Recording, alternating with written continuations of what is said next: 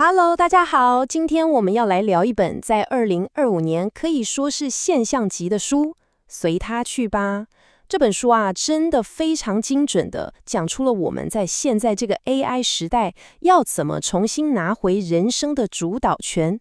你准备好了吗？我们一起来看看，在这个充满挑战的时代，到底要怎么找回内心的平静跟力量。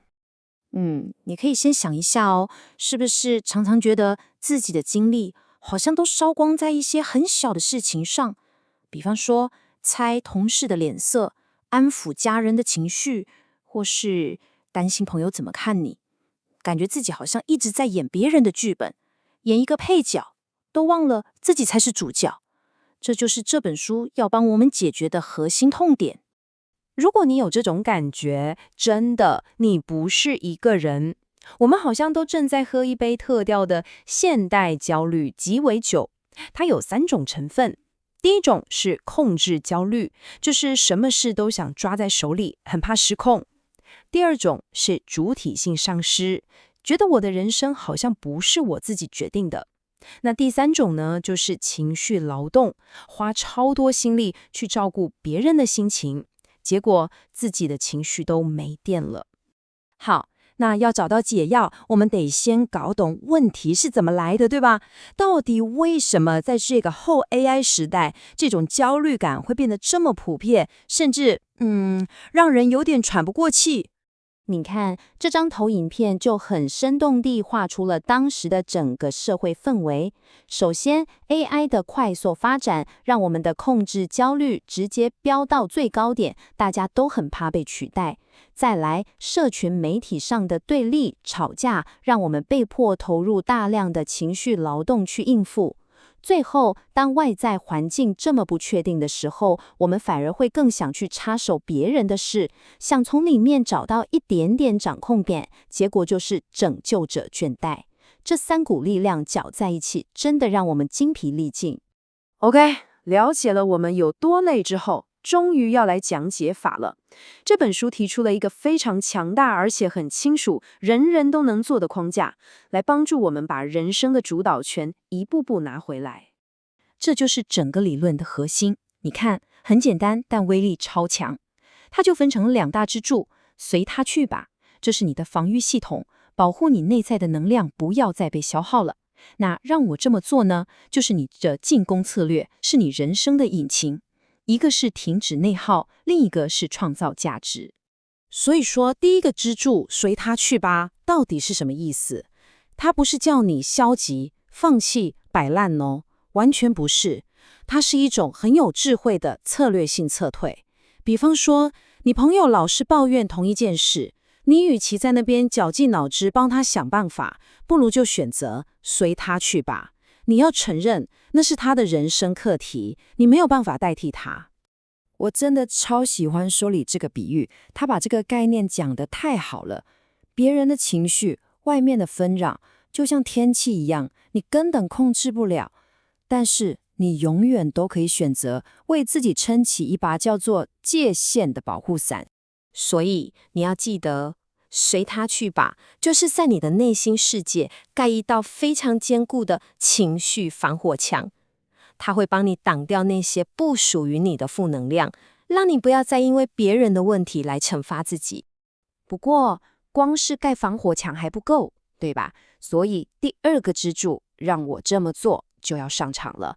这可以说是整个理论里面最积极，也最能够彻底改变你人生的部分。当你把你宝贵的能量从担心别人怎么看我，转移到我能为自己做什么的时候，你的心态就完成了一个最关键的转变。你就不再是一个等着被拯救的受害者，而是蜕变成自己人生的创造者。好了，理论听起来都很棒，我知道，但它在我们现实生活中到底可以带来什么具体的改变？接下来我们就来看几个实际的应用场景。你看这张图表，这个心态上的转变真的超巨大。以前的我们很容易掉进情绪推理的陷阱，但练习之后，我们就学会了心理学家阿德勒讲的课题分离，意思就是很清楚的去划分这到底是谁的功课。别人的情绪是他们的功课，我们只要为自己的功课负责就好。这样一来，你才能从那种不断向外讨拍、寻求认可的循环中解脱，转而向内建立真正属于自己的自信。这个理论用在家庭关系里面，效果更是惊人，因为它能帮助我们打破很多代代相传但其实不太健康的互动模式。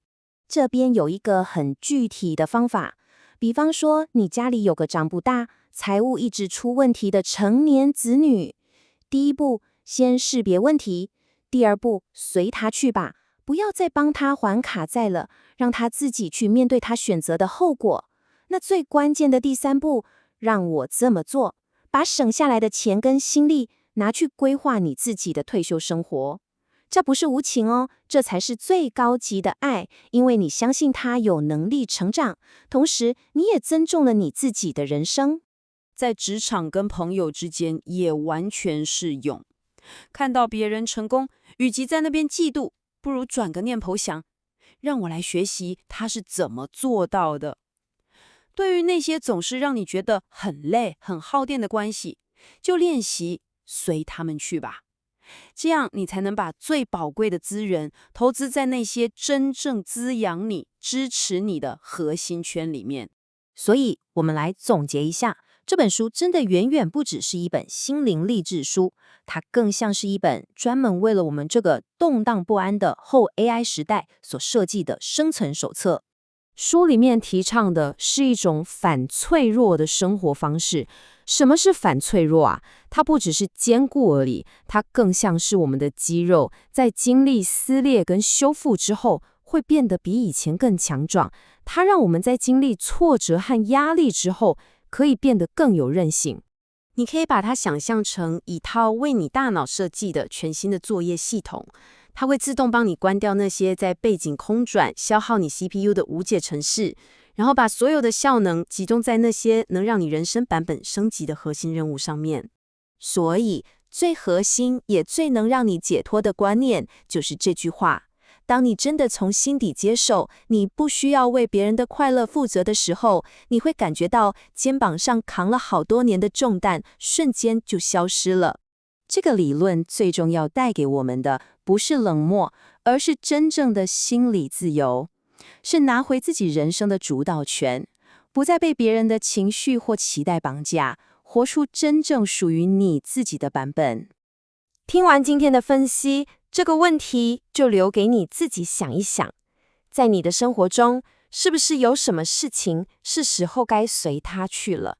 又有什么事情是时候该对自己说，让我来呢？